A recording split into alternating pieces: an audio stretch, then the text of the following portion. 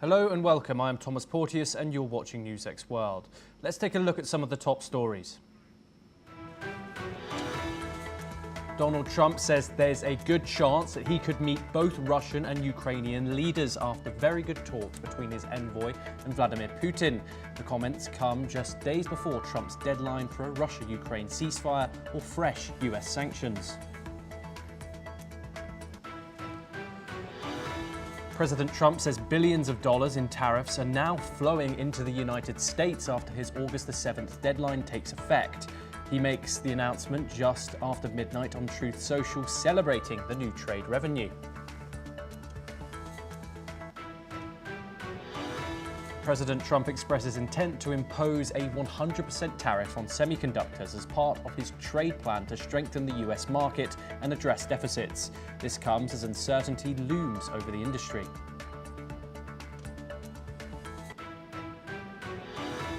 Switzerland's Federal Council will hold an emergency meeting after officials return from talks in Washington over Trump's threatened tariffs. A statement is expected this afternoon following failed efforts to deter US punitive measures.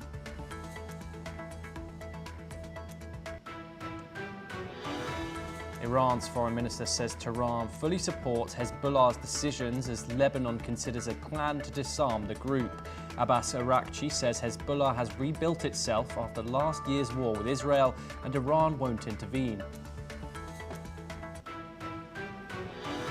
President Trump announces that Apple will invest an additional $100 billion into the US, raising its total domestic investment commitment to $600 billion over 4 years. The move could help Apple avoid potential tariffs on iPhones. French firefighters are battling the country's biggest wildfire in almost 80 years, which has already destroyed an area larger than Paris in the Aude region. One person died and 25 homes were burnt down while many roads remain closed. Lawyers for former Brazilian President Jair Bolsonaro have appealed his house arrest order issued earlier this week by Supreme Court Justice Alexandre de Moraes. The appeal was submitted to the Supreme Court.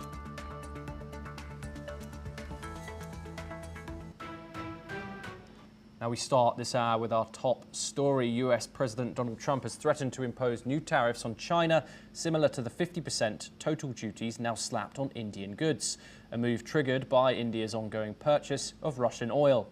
Addressing reporters, Trump said he could target China next, depending on developments.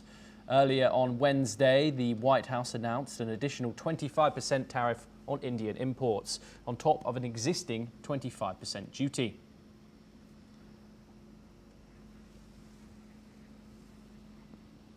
Okay, we're now joined by Lily Liu, who's a CGTN anchor. She joins us live from Beijing. Thank you very much for joining us, Lily, here on NewsX World. Pleasure to have you. Let's get straight into this. US President Donald Trump has stated yesterday that he could impose further tariffs on China. What do you make out of this statement? Well, actually, the impact of U.S. tariffs, if we look at the stock markets, on Asian stock markets, may be far less severe than had expected because Asia is increasingly relying on its own internal trade dynamics to cushion external shocks.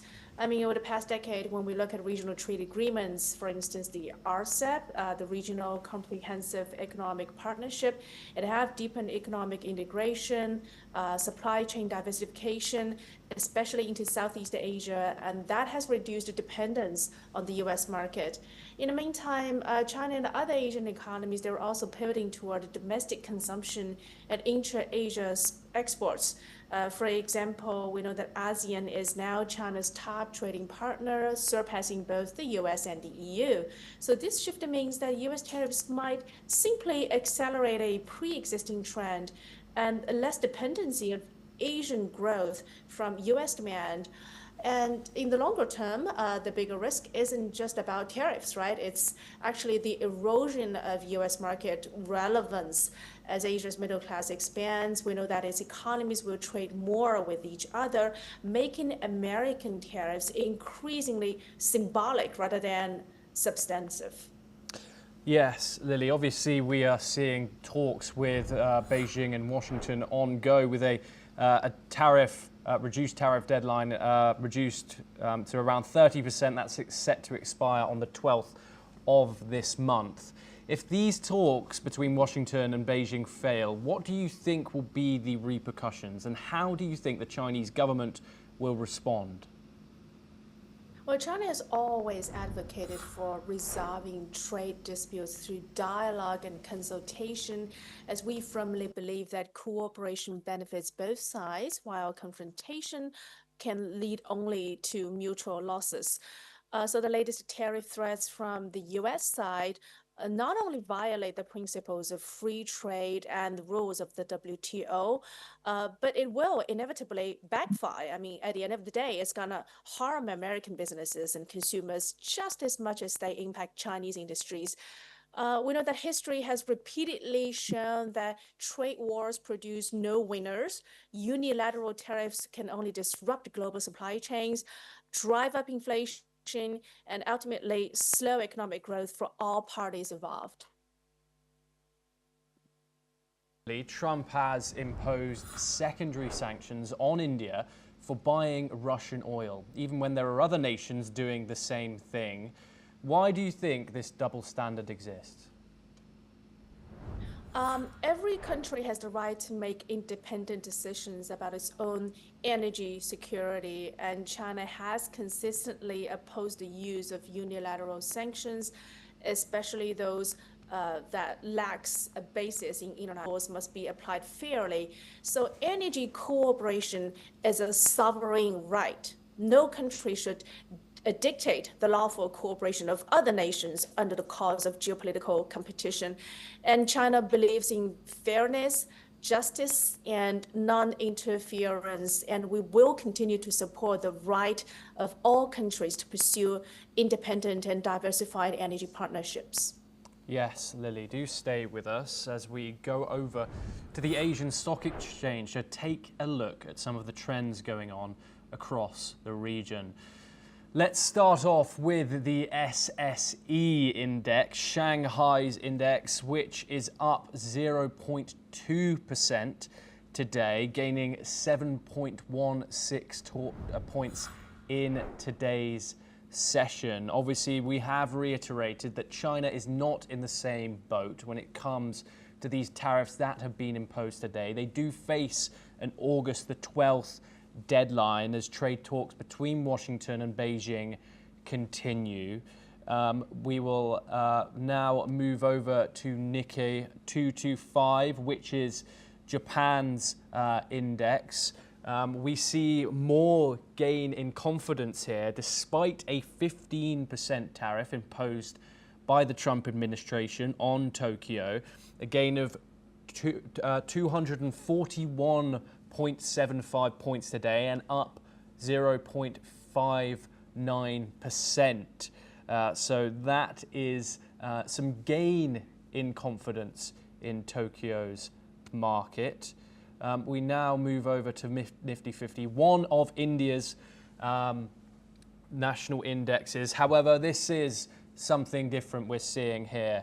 We're seeing a loss in confidence in the Indian market, much we can assume thanks to Donald Trump's additional imposed 25%, down 139 points today and 0.57%. And now we move on to India's second index, the Sensex index here, and now we see more loss in confidence here, down 443.47 points currently. That's a down of 0.55. Obviously, this comes after Donald Trump has imposed now a total of 50% tariffs on New Delhi. Lily, I wanted to come back to you just after reading those out. Obviously, in spite of Donald Trump's tariff, the vast majority, there seems to be a gain in confidence when it comes to the Asian market. The trend is that most stocks are not as disturbed by the tariffs as maybe the US president would think they are. What sort of impact do you think the tariffs will have? As far as we can see, as I mentioned earlier, the impact of U.S. tariffs on... I believe we've had some technical issues there. Hopefully we get Lily back in just a second, but as we can see, especially in the Indian market, some loss of confidence in Mumbai at the stock exchange today. Sensex is down 399 points, or a 0.5%. Right, we're going to move on now. I want to thank Lily Liu for joining us here on the program all the way from Beijing. We now move over to the United States, where President Donald Trump announced today that Apple will invest an additional $100 billion in the US. This move is part of Apple's broader effort to enhance its supply chain and manufacturing footprint within the US, with plans to create more jobs and bolster its presence. Let's listen in to what he said. Today, Apple is announcing that it will invest $600 billion, that's with a B, in the United States over the next 4 years. That's $100 billion more than they were originally going to invest.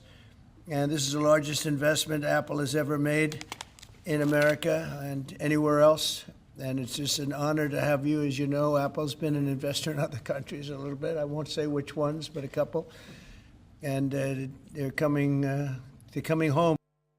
However, Trump's goal of having iPhones fully assembled in the United States remains unfulfilled, as Apple CEO Tim Cook confirmed that final assembly will stay overseas for now, despite many components being made domestically. This pledge comes on the heels of Apple's earlier announcement to invest $500 billion and hire 20,000 workers over the next 4 years. While the investment is notable, analysts say it mirrors Apple's usual spending patterns from both the Trump and the Biden administrations. We're now joined by Peter Cardillo, who's a chief market economist. He joins us live from New York. Thank you very much, Peter, for joining us on the program. Peter, how do you analyze this move from Donald Trump? How much benefit will this bring to both the U.S. economy and also Apple as a company? Well, obviously, this is good news if it goes into full fruition. Obviously, $600 billion over 4 years, that's a lot of money, and that's a lot of creation of new jobs. And it basically falls in line with President Trump's thinking of creating more jobs in the United States, but more importantly, products being made in the United States. Now, whether or not, Apple will bring this to fruition, we have to wait and see. But on the surface, it's certainly good news. And we saw that yesterday with Apple stock that jumped up rather sharply once the... Much to Donald Trump's disappointment is the unfulfilled goal of having iPhones assembled in the United States. Of course, the majority of them are assembled in China currently. How likely, given the U.S. economy and the costs of manual labor, etc., is this aim of Trump's likely to happen? Well, I think it could happen, but in honesty, it's difficult. Producing here in the United States, as opposed to foreign countries, that is emerging economies, is much more expensive, and it's rather difficult. But that doesn't mean it can't be obtainable, and it can't mean that you can have a part of it. Will you have a whole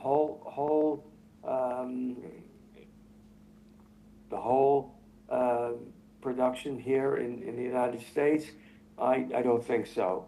But again, the aim is part of Trump's desire and his political promises that he made. So if it does come to fruition, that's going to be extremely good for the United States. But again, I think it's rather difficult to fulfill it in all in its entirety because of the cost factors. Peter, $600 billion, a huge amount of money. However, analysts say that it mirrors Apple's usual spending patterns from both the current administration and the previous Joe Biden administration. What are your thoughts on analysts' statements here that Donald Trump seems to be making a mountain out of a molehill? Well, I mean, we all know that President Trump sometimes can speak from both sides of his mouth and sometimes exaggerates. And I'm not suggesting that he's exaggerating on this particular statement. But, you know, again, companies make promises. Do they keep them to the fullness of their promises? That's debatable. We saw that in his first administration, where it really didn't come to fruition. And I suspect that, you know, we just have to wait and see. If Apple does go ahead with it, it's going to be great. Will they? I'm not sure. Peter Cardillo, thank you very much for joining us here on the program. As always, pleasure to have you. We stay in the United States for our next story, where according to reports, a dinner involving senior administration officials was set to take place, focusing on the handling of the Epstein case. J.D. Vance's spokesperson has denied the existence of any such event, calling the reports fake news. President Donald Trump too dismissed the matter earlier today. Let's listen in to what Trump said. Look, the whole thing is a hoax. It's put out by the Democrats because we've had the most successful 6 months in the history of our country, and that's just a way of trying to divert attention to something that's total. The Trump administration has faced significant public pressure to release more information about Epstein's case, with the Justice Department recently revealing that a widely anticipated client list does not exist. President Trump had previously vowed to make related files public if re-elected. We're now joined by Ambassador Mahesh Sachdev, who is a former Indian ambassador. He joins us live from New Delhi. Thank you very much, Ambassador Sachdev, for joining us on the program. This really seems to be hanging around Donald Trump like a bad smell. Do you think Donald Trump will be able to get rid of this case, or do you think that both his allies and his critics will be pushing him to release more information on this? And do you think he's going about that criticism in the right way, Ambassador? Well, it's difficult to answer this question while things are already in momentum. It can only be answered ex post facto, whether he succeeded or didn't succeed. But let me put it in some historical perspective. Trump and before that, Bill Clinton were impeached. Attempts were made to impeach them, and they survived those attempts. These kind of allegations raised the controversy, and a number of MAGA activists have also started wondering whether Trump was exonerated unfairly in the Epstein case. Photographs and other details seem to suggest that he and Epstein were quite intimate before becoming president, that is. And Epstein's death in controversial circumstances in 2019, when Mr. Trump was the president, sort of raises some suspicions, which are in public domain. And the opponents of Mr. Trump are galvanized by these controversial facts emerging about reductions from the files of FBI on Epstein and the deletion of 2 minutes and more of the round-the-clock television coverage that Epstein had on suicide watch in the jail. Ambassador, I'll rephrase my question. How do you analyse Donald Trump's handling this so far? The rhetoric that he's used, calling this a hoax led by the Democrats, calling his own supporters that wanted to probe a bit more and have his campaign promises fulfilled, morons. What are your thoughts in the way that Donald Trump has handled this situation? Not only what you said, but there have been other tactics used. The Congress has been prorogued a bit early to avoid discussion on this matter. Trump himself has visited Scotland for 6 days to stay away from this controversy, and yet the controversy is swirling still around him. So the handling of, he's tried a lot of tricks to get out of this corner, but it still seems to be sticking to him. And it's an interesting and subject, gets to public imagination, and opponents and skeptics about MAGA skeptics are using this to put certain straitjacket on Mr. Trump. But I think eventually this would not gather critical mass big enough to start impeachment proceedings or something more serious. Yes, Ambassador Sachdev, thank you very much. You are staying with us to discuss more updates from around the world. Iran has backed Hezbollah's right to decide independently on its disarmament amid growing pressure from Lebanon's government and the United States. Tehran's Foreign Minister Abbas Araghchi says Iran supports Hezbollah from afar but won't interfere in its decisions. Let's listen in to more details. هر تصمیمی البته نهایتاً تصمیمی هست که حزب الله خودش خواهد گرفت. ما به عنوان یک حامی از دور بالاخره حمایت خود رو انجام میدیم ولی در تصمیم گیری های اونها. This comes after Lebanon's cabinet tasked the army with creating a plan to monopolize all weapons by the year end. This is a move which has directly challenged Hezbollah. President Joseph Aoun has urged all political factions to hand over their arms as Washington pushes for a formal cabinet pledge to disarm the group. In response, Hezbollah, however, remains defiant, warning that such calls will only benefit Israel. Let's listen in to what the chief has to say on the issue. ما له علاقة بلبنان أي جدول زمني يعرض لينفذ تحت سقف العدوان الإسرائيلي لا يمكن أن نوافق. US pressure is mounting, with concerns that Israeli strikes on Lebanon could intensify if no progress is made. We're once again joined by Ambassador Sachdev. What is the significance here? Obviously, Hezbollah is an Iran-backed proxy group. The fact that Iran is stepping back, not interfering, and saying Hezbollah can do what it wants to do, says it has rearmed on its own. What is the significance behind this, Ambassador Sachdev?